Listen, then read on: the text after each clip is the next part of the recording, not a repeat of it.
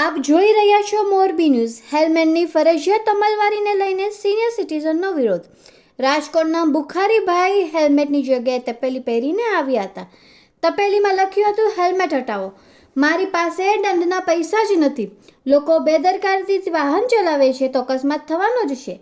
Helmet પહેરવાથી કંઈ ફાયદો થતો નથી. મારું નામ બુખારી બાપુ. હું કામ રોટલી વેચું છું હોટલમાં. પછી હેલ્મેટ મારે હેલ્મેટ નથી પહેરવી એટલે આ હેલ્મેટ મેં બનાવી છે સ્પેશિયલ. નહીં, આપણે સવાલ તો માથું ઢાંકવાનું છે ને. સવાલ માથું ઢાંકવાનું છે. આ માથું ઢાંકી દીધું. હાલો, માથું ઢાંકવાનો સવાલ છે. માથું મેં ઢાંકી દીધું. સેફટી આપણે જોતી જ નથી, કેમ કે હેલ્મેટ પહેરવાથી જ મરી જાઉં. તો પછી હેલ્મેટ પહેરવાની જરૂર જ કઈ છે? નહીં, ક્યાંય મને કોઈ રોક્યા નથી. કોઈ જાતનું રોક્યા નથી. અને મેં 10% હેલ્મેટ પહેરતા માણસોને જોયા છે. અત્યારે હું ગરોડિયા કોવા રોડ ઉપર, ધર્મેન્દ્ર કોવા રોડ ઉપર, લાખાજી રાજ રોડ ઉપર કોઈને હેલ્મેટ પહેરીને મેં જોતા નીકળ્યા નથી.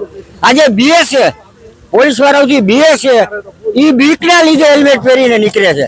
શોખથી હેલ્મેટ પહેરીને કોઈ નથી નીકળતું.